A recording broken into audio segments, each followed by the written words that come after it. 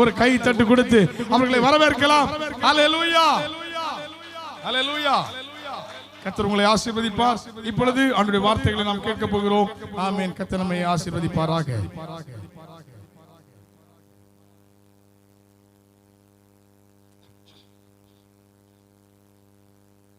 இந்த நல்ல நேரத்திற்காக ஆண்டவரை நன்றியோடு ஸ்தோத்திரிக்கிறேன்.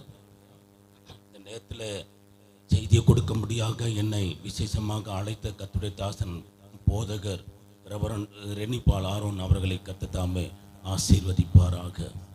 அவர்களை குறித்து நான் சொல்ல வேண்டிய அவசியம் இல்லை, ஏற்கனவே எல்லாருக்கும் நல்ல தெரிந்த ஒரு விஷயம்தான். சரி, இந்த நாளில் செய்தியினுடைய தலைப்பு நல்லவர்களின் மதியீனம். ஒரு கஷ்டமான ஒரு தலைப்பு தான், நல்லவர்களின் மதியீனம்.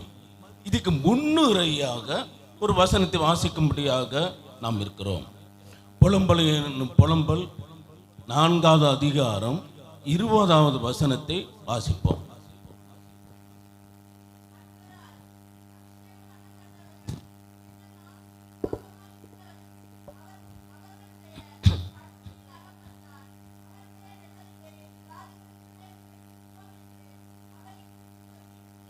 சரி, இந்த முழு புலம்பல் புத்தகம் எழுதப்படுவதற்கு மிக முக்கியமான காரணம் யோசியா ராஜா தான். ஆனா இதை எழுதி புலம்பி தீர்த்தவரும் பரிசுத்தவானாக செயல்பட்ட எரேமியா தீர்க்கதரிசி. ஏன் அவர் இந்த ராஜாவை குறித்து ரொம்ப விசேஷமாக எழுதுகிறார் என்றால், இங்கே நாம் பார்க்கிறோம், கர்த்தரால் அபிஷேகம் பண்ணப்பட்டவனும் எங்கள் நாசியின் சுவாசமாய் இருந்தவனும் அவர்களுடைய படுகொலியில் அகப்பட்டான். வேதாகமத்தில் 2 பேர் புலம்பலுக்குரிய சில புலம்பல் பாடல்களை எழுதி இருக்கிறார்கள்.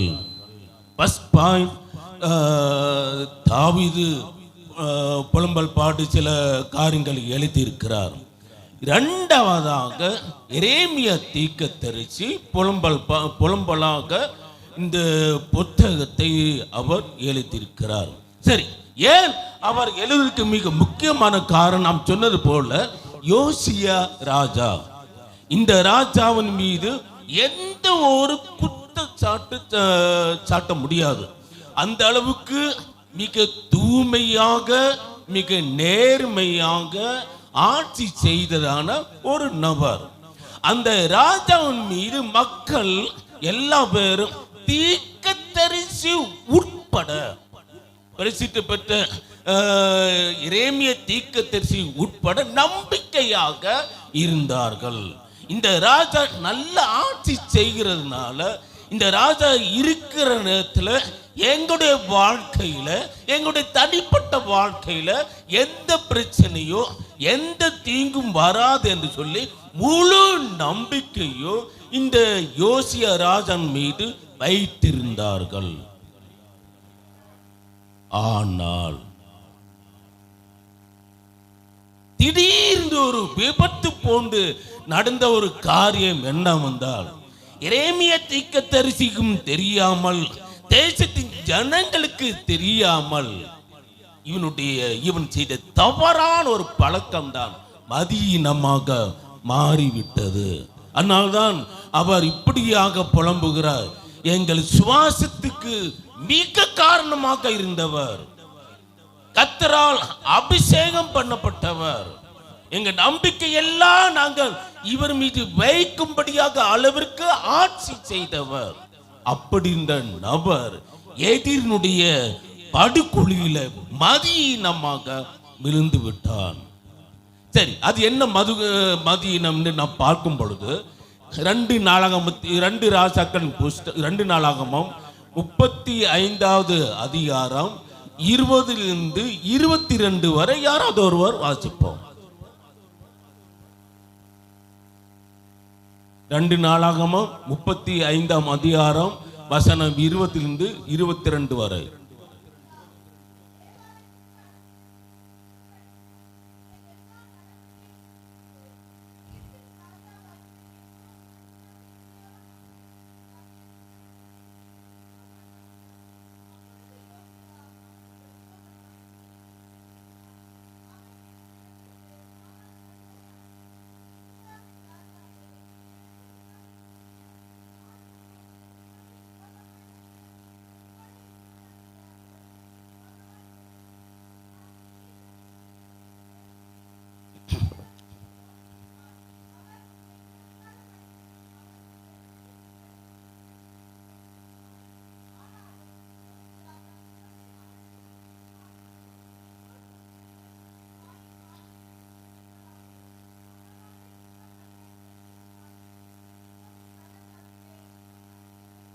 போதும். இவனுடைய மதியினம் இன்னொரு எகிப்து தேசத்திற்கு எதிராக யுத்தம் பண்ணி அதை கைப்பற்றுவதற்கு அவன் இந்த எகிப்தின் மன்னன் எகிப்திய ராஜா போகும் பொழுது, அதாவது எகிப்துக்கு பாபிலோன் தேசத்து ராஜா நினைக்கிறேன், அவன் போகும் பொழுது அவனுக்கு எதிராக இவன் செயற்பட்டான். சரி, எகிப்திய ராஜாவாகிய நெகோ ஐப்ராத் நதியோரமான கர்கேமிஸ் பட்டணத்து மேல் யுத்தம் பண்ண போனான். எகிப்து ராஜாவுக்கு எதிராக இவன் போகிறான். இவனுடைய மதீனம் என்று சொல்லும் பொழுது இன்னொரு தேசத்திற்கு கைப்பற்றும்படியாக யுத்தம் பண்ணும்படியாக போகிறதான அவனை தேவை இல்லாமல், ஒரு காரணம் இல்லாமல் அவனை வழி மாறிட்டு அவனோட யுத்தம் பண்ணினான்.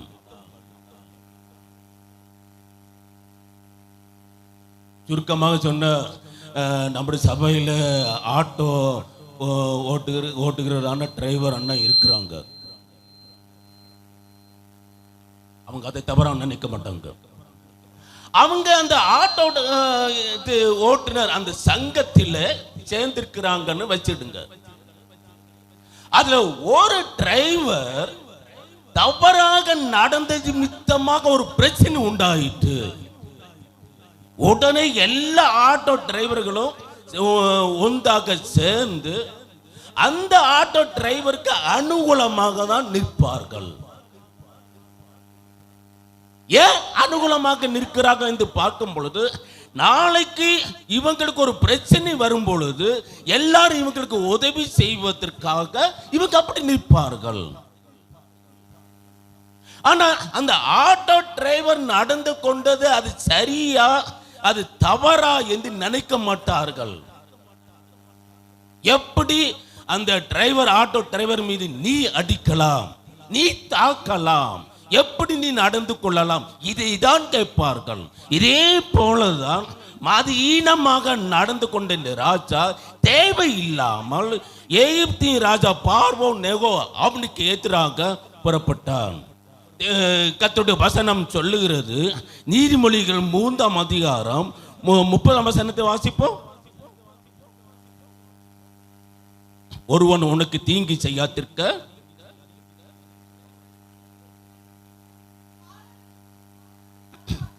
ஒருவன் உனக்கு தீங்கு செய்யாதிருக்க காரணமின்றி அவனோடு வழக்காடாதே. அது யாராலும் சரி, அடுத்த வீட்டு நபர்களோடு நாம் அடுத்த வீட்டு நபர்கள் மித்தமாக நமக்கு ஒரு பிரச்சனை வராமல் இருக்கும் பொழுது, ஒரு தீங்கு அவர்களாலே நமக்கு வராமல் இருக்கும் பொழுது, தேவை இல்லாமல் காரணம் இல்லாமல் ஒரு அற்பமான காரியத்திற்காக அடுத்த வீட்டுக்காரங்களோடு தர்க்கத்துக்கு போகிறான்னு சில பொம்பளைங்களும் உண்டு, ஆண்களும் உண்டு. அந்த பிரச்சனை ஒரு 5 காசுக்கும் பிரயோஜனப்படாது. தேவை இல்லாமல் தங்களுடைய வாயை காட்டுகிறதான ஜனங்கள் இன்றைக்கும் இருக்கிறார்கள்.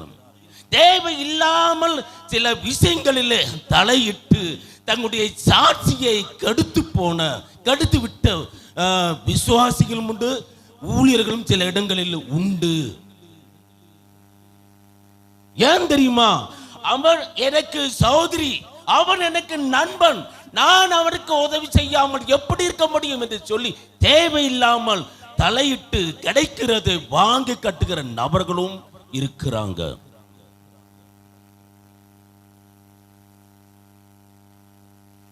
நம்ம ஆட்கள் எல்லாம் தெரிஞ்சது போல அடுத்த வீட்டு விஷயத்தில் நுழைவதற்கு, அடுத்த வீட்டு காரியத்தை தெரிந்து கொள்வதற்கு ரொம்ப ஆர்வம்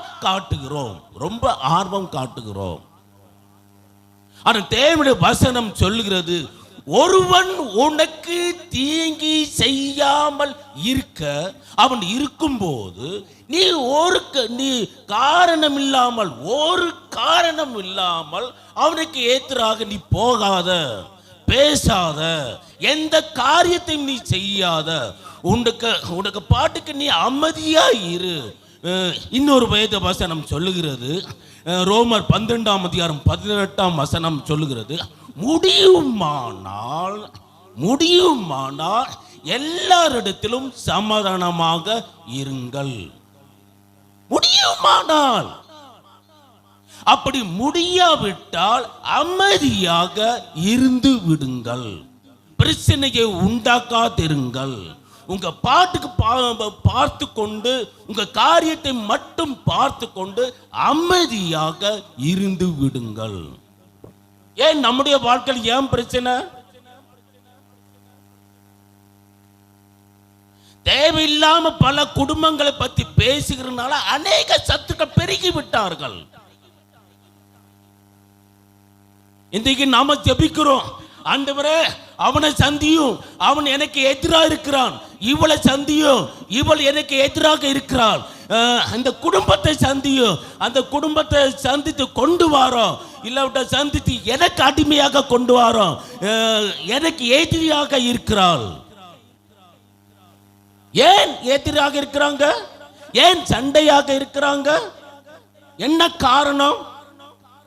ஒரு தேவை இல்லாமல், அவசியம் இல்லாமல் அந்த வீட்டில் நாம் தலையிடுகிறதுனால வருகிற பிரச்சனை. இதனால்தான் எல்லா பேரும் சண்டையாக இருக்கிறாங்க. சில விசுவாசிகள்ட்ட கேட்டு பார்த்தா சொல்லுவாங்க, அடுத்த வீட்டுக்காரங்க பேசுவாங்க, அதை பேச மாட்டாங்க. அவங்க கிறிஸ்தவர்கள் தானே, அவங்க பேசுவாங்களா? பேச மாட்டாங்க. ஏன் பேச மாட்டாங்க? என்ன காரணம்?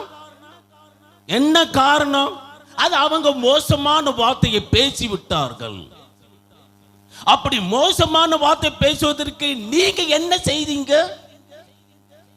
நீங்க என்ன பேசினீங்க? அதை அவர்கள் நினைக்க மாட்டார்கள். இப்படி தேவையில்லாத வார்த்தைகளை பயன்படுத்தி அநேக எதிரிகளை, சண்டைக்காரங்களை சம்பாதித்து கொண்ட விசுவாச குடும்பங்கள் எத்தனையோ பேர். ஆனா இன்றைக்கு கண்ணீர் விட்டு புலம்பிக் கொண்டே இருக்கிறார்கள். அதுதான் இந்த எரேமியா தீர்க்கதரிசியினுடைய புலம்பு. இது மதீனம், நமக்கு மதீனம். என்ன மதீனம்? எல்லாம் எனக்கு தெரியும்.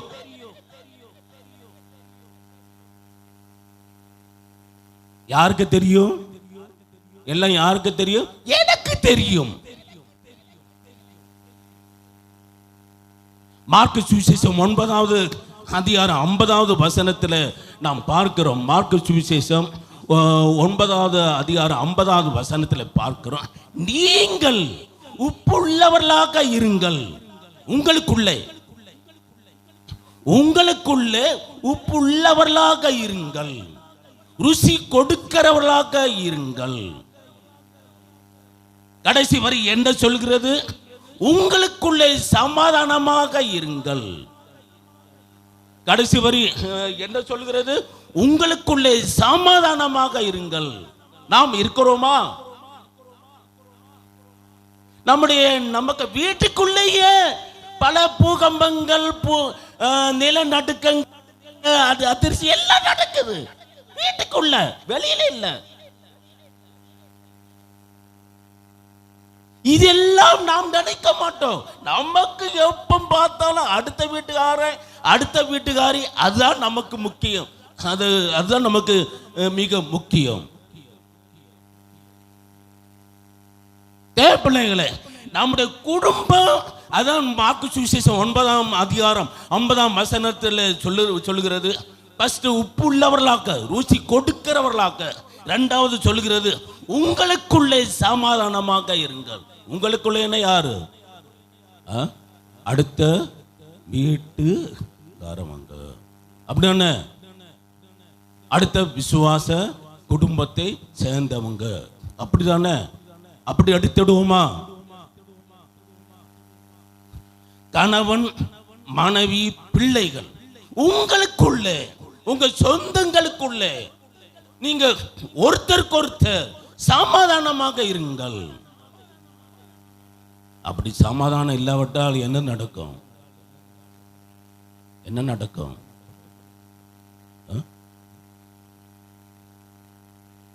கலாத்தியர் 5ஆம் அதிகாரம் 15ஆம் வசனத்திலே நாம் பார்க்கிறோம், நீங்கள் ஒருவரை ஒருவர் கடித்து பட்சிப்பீர்களானால் அழிந்து போவீர்கள். நம்ம பாசையில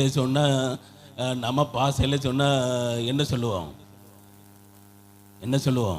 நாசமா சொல்லுங்க. அவங்க சரியா சொல்லிட்டாங்க. நாசமா போவீர்கள். அப்போ வீட்டுக்குள்ளே ஒருத்தருக்கு ஒருத்தர் அடிச்சு இடிச்சு அப்படி இருக்கும் பொழுது ஒருத்தருக்கு ஒருத்தர் ஐக்கியம் இல்லாம எப்ப பார்த்தாலும் சண்டை அடியும் இருந்தா அந்த குடும்பம் சீக்கிரமாக அழிந்து போகும்.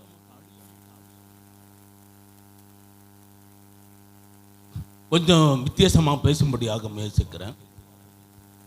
இப்ப நம் பழங்காலத்து ஆராய்ச்சிகள், பழங்காலத்து நாகரிகங்கள் குறித்து ஆராய்ந்து வராங்க. ஆர்கியாலஜிக்கல் சொல்லுவாங்க.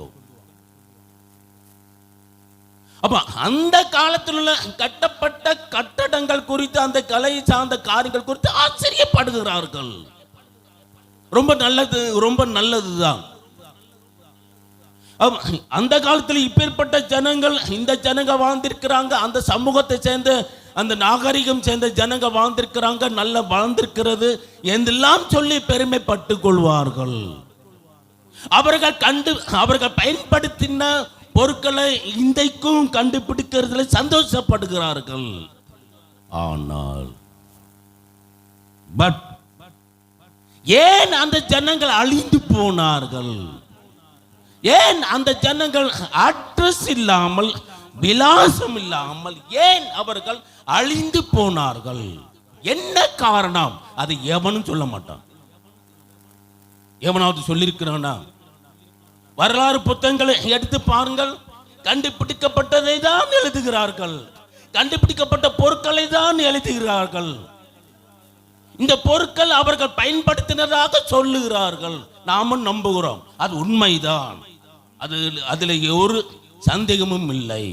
ஆனா ஏன் இன்றைக்கு அந்த சமுதாயம் ஏன் இல்லை? ஏன் அந்த இயக்கம் இன்றைக்கு இல்லை? இந்த இடம் தெரியாம போனது காரணம் என்ன? அப்படி அந்த ஜனங்களிடத்தில் காணப்பட்ட மோசமான பழக்கங்கள் என்ன? சொல்ல மாட்டார்கள்.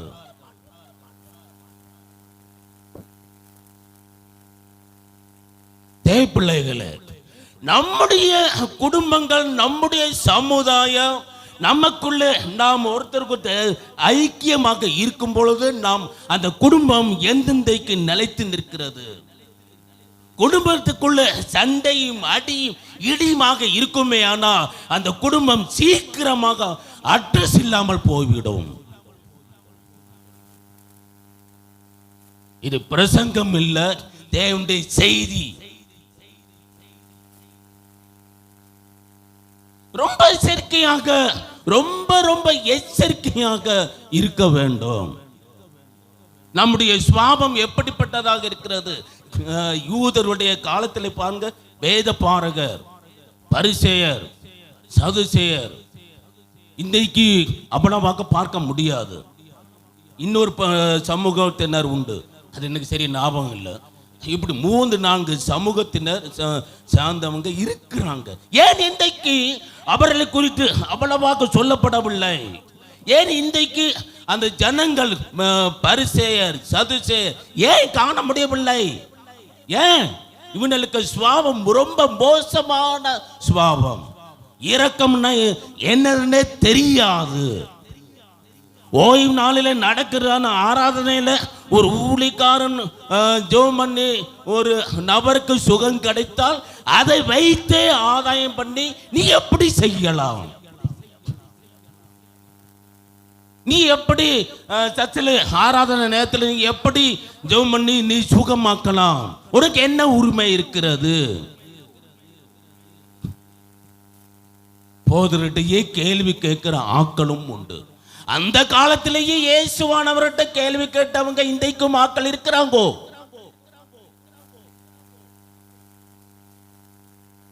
எல்லாத்தையும் பொறுத்து கொண்டுதான் ஆண்டவர் சொன்னார். சீஷர்களை பார்த்து சொன்னார், இதோ எல்லாத்தையும் பார்க்குறீங்களே, அழகா இருக்கிறது என்று பார்க்குறீங்க, காணிக்கை பொருட்களால் அலங்கரிக்கப்பட்டு இருக்கிறது பார்த்து சந்தோஷப்படுகிறீங்க. இதெல்லாம் ஒரு கல் மீது ஒரு கல் இராதபடிக்கு எல்லாம் மாறிடும். அப்படியே போனது. தேவப்பிள்ளைகளே, சரி, அப்ப இவருடைய மதியை நம் தேவையில்லாமல் இவன் மோதுவதற்கு தயாராக இருந்தான். ஆண்டவர் இவனுக்கு கொடுத்த ஒரு வாக்கு தத்தம் என்னன்னா, தீர்க்கதரிசினி உள்தாள் அவங்க மூலமாக கொடுத்த வாக்கு தத்தம் என்னன்னா, நீ சமாதானத்தோடு மரிப்பாய். அதனுடைய அர்த்தம் எந்த ஒரு வேதனையும் காணாமல், எந்த ஒரு துக்கமும் காணாமல் நீ அமைதியாக சுகத்தோடு உன்னுடைய கண்களை நீ மூடுவாய். அவனுடைய வாழ்க்கையில அப்படி நடந்ததா? ஆண்டவர் சொன்ன, ஆண்டவர் கொடுத்த வாக்கு தத்தத்தின்படி அது நடந்ததா? நடந்தது என்று சொல்லுகிறவங்க கை தூக்குவோம். 1 2 3 4 5 6 7 8 9 10 15 16 50 60 பேர்.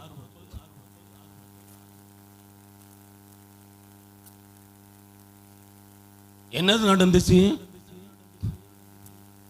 கை தூக்கினவங்க சொல்லுவீங்களா? அவங்க அந்த ராஜா எப்படி இறந்தாருன்னு கை தூக்கினவங்க சொல்ல முடியுமா? சரி, அந்த வாக்கு தத்தம் நிறைவேறவில்லை. அதுக்காக தீர்க்கதரிசியின் மீது குறை சொல்ல முடியாது. வாக்கு தத்தம் என்ன? அந்த தீர்க்கதரிசி சொன்ன வார்த்தை என்ன? நீ சமாதானத்தோடு கண்களை மூடுவாய், எந்த தீங்கு நீ காண மாட்டாய். சொன்ன வார்த்தை, ஆண்டவர் சொன்ன வார்த்தை நிறைவேறாமல் போனது. ஏன்? என்ன காரணம்? ஆண்டவர் சொன்னது பொய்யா? இல்ல டைம் பாஸுக்காக அப்படி சொன்னாரா? நோ, ரெண்டுமே கிடையாது. என்ன காரணம்? இவனுடைய மதியினம் அந்த பார்வோன் நேகோவுக்கு ஏத்துனாங்க.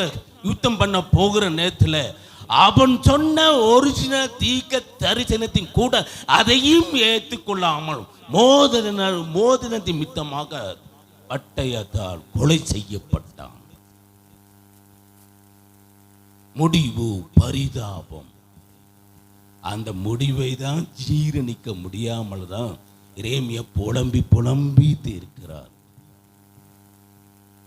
சில குடும்பங்களை பாருங்க, சும்மா இருந்த நல்ல ஒரு பையன். எத்தனை குடும்பங்களில் சில தாங்கிக் கொள்ள முடியாத துக்கமான சம்பவங்கள் நடந்துள்ளது. இப்பதானே நீ வீட்டில் சும்மா தானே இருந்த மோனு, இப்பதானே நீ இருந்த.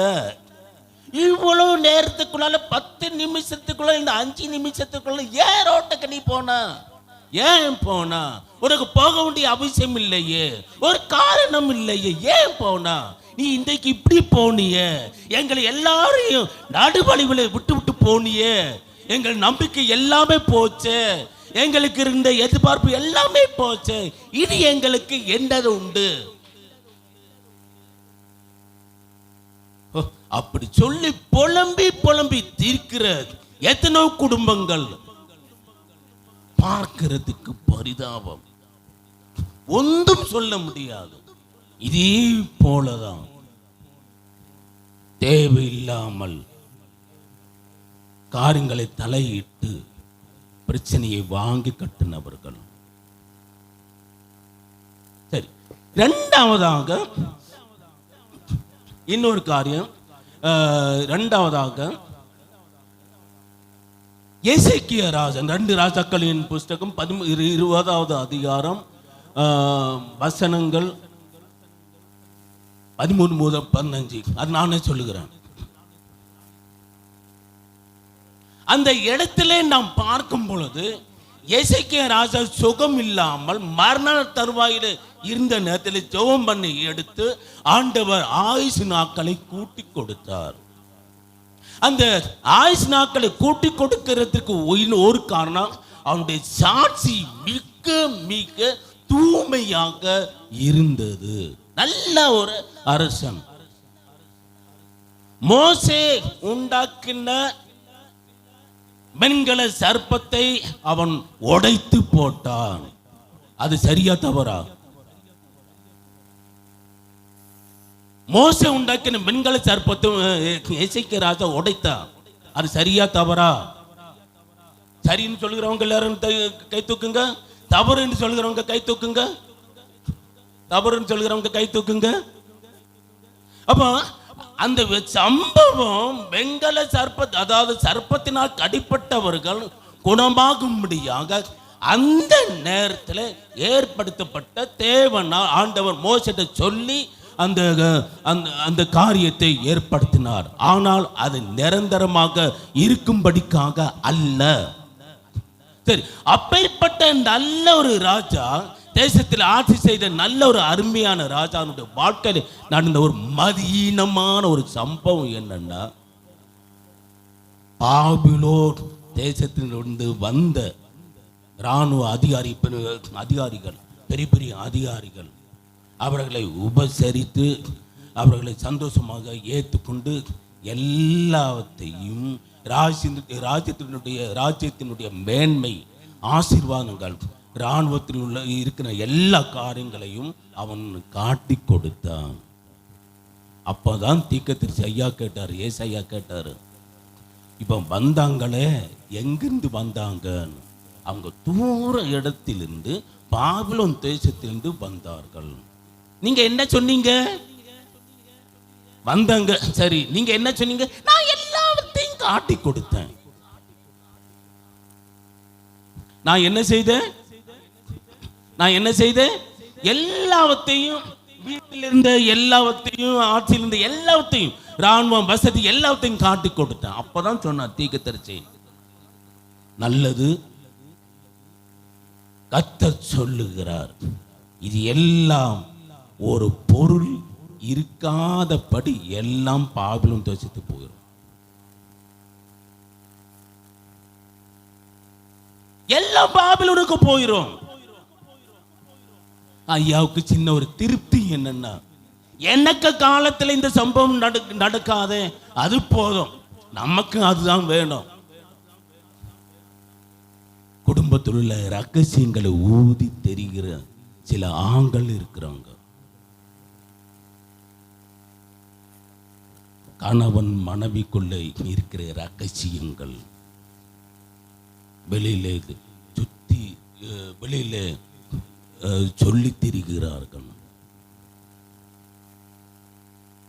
வெளியிலே தலை தூக்கி நடக்க கூடாத படிக்கு ஏகப்பட்ட பிரச்சனைய தேவையில்லாம எல்லார்ட்டையும் தன்னுடைய ரகசியங்கள் எல்லாவற்றையும் பகிர்ந்து கொண்டு கடைசியில அந்த பிரச்சனையை தீர்க்க முடியாமல் எத்தனோ பேர் தற்கொலை செய்தார்கள், எத்தனோ பேர் செத்து போனார்கள். ஏன்? நமக்கு மதீனம் செய்கிற வேலை. வீட்டுக்கு வருகிறவங்க எப்பேற்பட்டவங்கன்னு நம்ம அதை பார்க்க மாட்டோம்.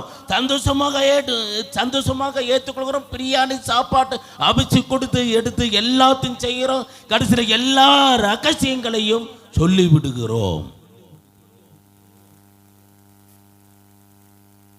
எல்லாம் சொன்ன பிறகு பிரச்சனை எல்லாம் அதிகமான பிறகு ஐயோ நான் தெரியாம சொல்லிவிட்டேனே, இனி நான் என்ன செய்ய முடியும்? ஒன்னும் செய்ய முடியாது.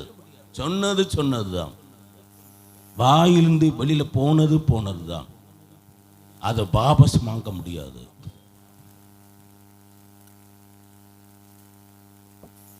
எனக்கு என்னுடன் நெருங்கி பழகுற ஒரு தம்பிகிட்ட நான் அடிக்கடி சொல்லுவேன், தமாசா சொல்லுவேன், இப்போ நாம் பேசின வார்த்தைகளுக்கும் எனக்கும், அதாவது இப்ப நம்ம எனக்கு வாயிலிருந்து விழுந்த வார்த்தைகளுக்கும் எனக்கும் சம்பந்தம் கிடையாது.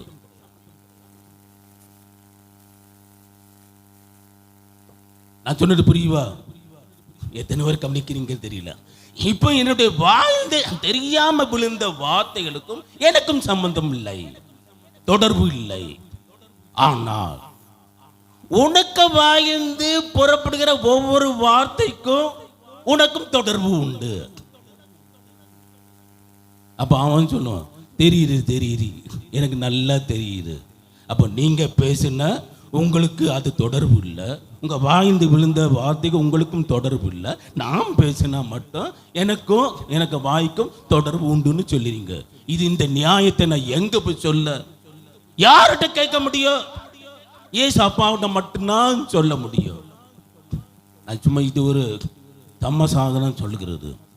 அப்போ வாழ்ந்து வெளியே போனதுதான். அணை கடந்து போன வெள்ளம் திரும்ப வராது. அது திரும்பவும் வாபஸ் வாங்கப்படாது. ஒண்ணு செய்ய முடியாது.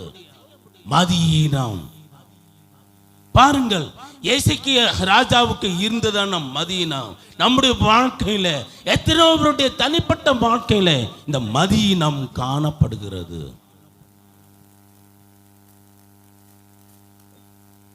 தேவப்பிள்ளைகளே, ஏன் என்னுடைய பிரச்சனைகளுக்கெல்லாம் காரணம் என்ன?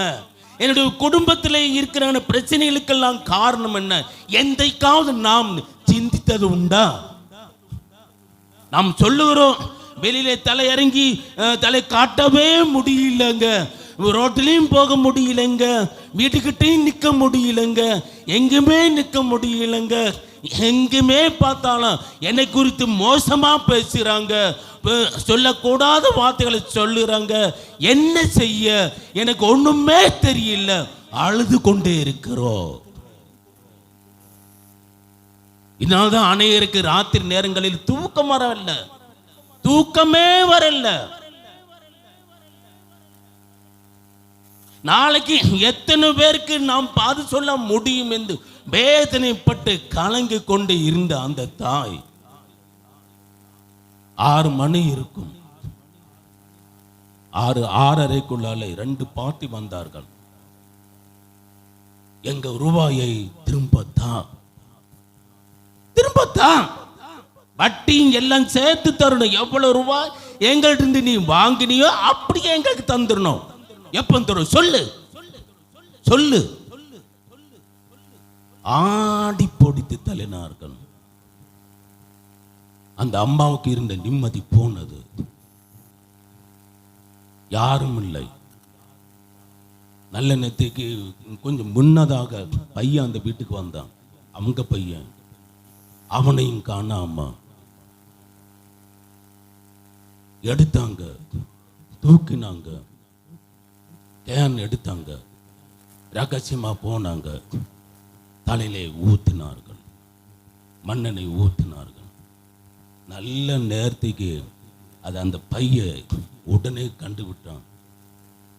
அவன் உடனே அலறினான், சத்தம் விட்டான். என்ன செய்ய?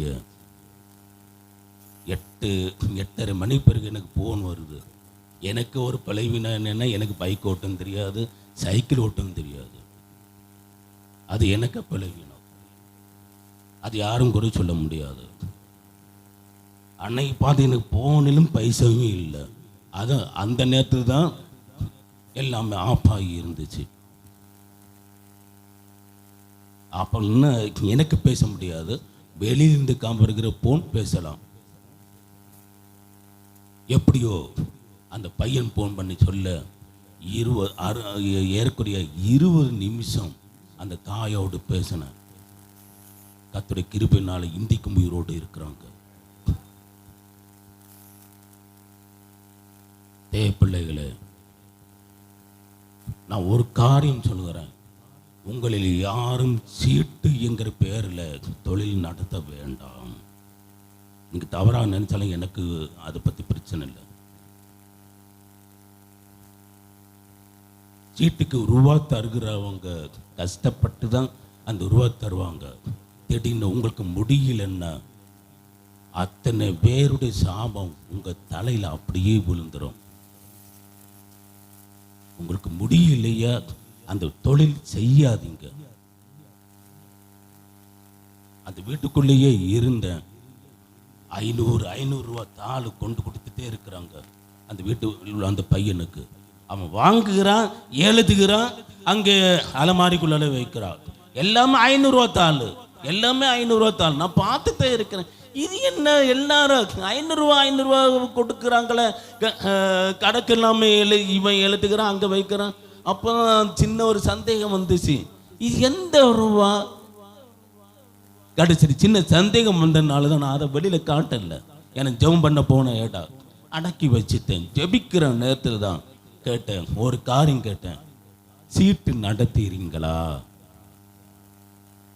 அப்போதான் அந்த விசுவாசி சொன்னார் இல்லை. அப்போ உங்கள் பையன் இப்படி வருகிறவங்கட்டெல்லாம் ரூபா வாங்கி கணக்கு எழுதவங்க பேரெல்லாம் எழுதி கையெழுத்து வாங்க எல்லாமே செய்துட்டே இருக்கு.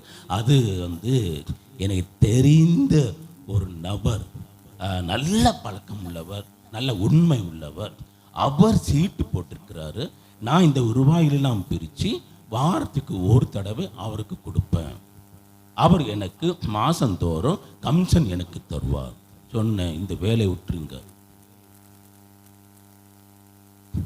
அவன் நாளைக்கு ஏமாத்தி விட்டு ஓடும்போது நீதான் ஆகப்படணும்.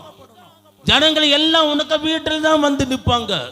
உனக்கு ஒரு கிளாஸ் பச்சை தண்ணி கூட நிம்மதியா குடிக்க முடியாது. வேண்டாம். ஒருவேளை 5000 ரூபாய் என்ன 10,000 ரூபாய் என்ன, அவன் கம்சன் ஒருவேளை அந்த ரூபாய் உனக்கு கிடைக்காம போகும். ஆனா நீ குடிக்கிற தண்ணிய நீ நிம்மதியா குடிக்கலாம். ஏன் மதியினமா இப்படி நடக்கிறாய்? அவன் நல்லவனா கட்டவனும் அது நீ பார்க்காத. நீ ஒருத்தர் ரூபாய் பல பேர் ரூபாய வாங்கி பிரித்து அங்க கொடுக்காத. அந்த தொழிலே வேண்டாம், அந்த பைசாவும் வேண்டாம், கமிஷன் வேண்டாம், ஒண்ணு வேண்டாம். உன்னை நம்பி 3 பேர் இருக்கிறாங்க. நீ பெரிய பணக்காரனும் கிடையாது, ஐஸ்வர்யம் உள்ளவனும் கிடையாது. 3 பேர் பின்னால இருக்கிறாங்க. அது நினைச்சிக்கோ.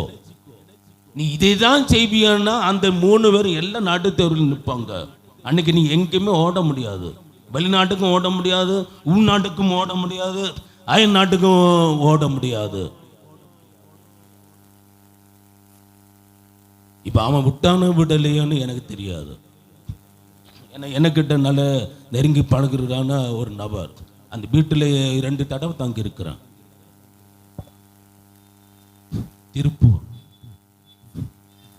திருப்பூர்ல நடந்த சம்பவம்.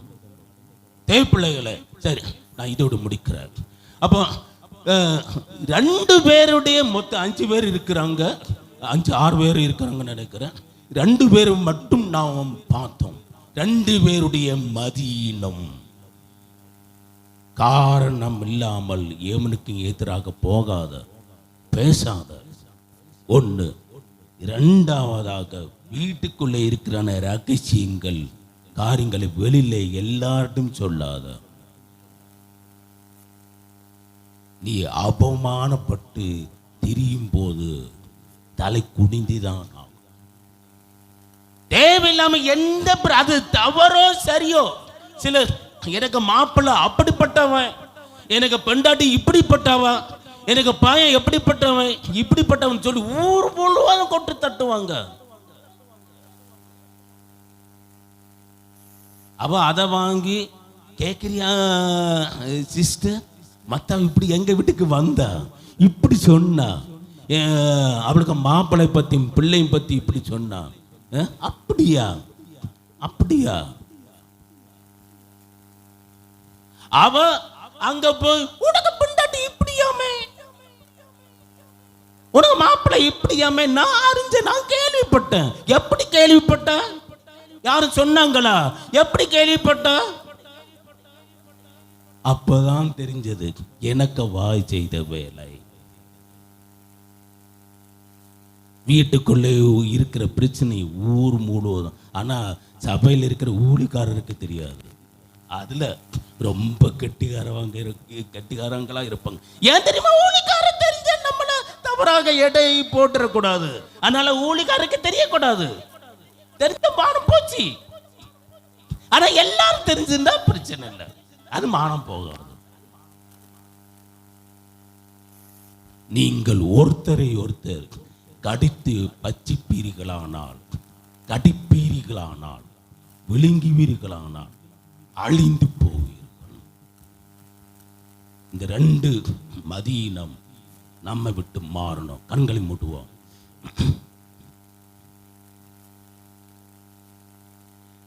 கர்த்தாவே, இந்த நல்ல நேரத்திற்காக மக்கள் நன்றி செலுத்துகிறோம். நீ தந்த இந்த செய்திக்காக உமக்கு நன்றி ஆண்டவரே. கேட்ட செய்தியின்படி ஆண்டவரே, வாக்கு தத்தமாக கொடுக்கப்பட்ட அந்த யோசியா ராஜாவுக்கு ஆண்டவரே, அவனுடைய வாழ்க்கையிலே நீங்க கொடுத்த வாக்கு தத்தம் அது நிறைவேறவில்லை ஆண்டவரே.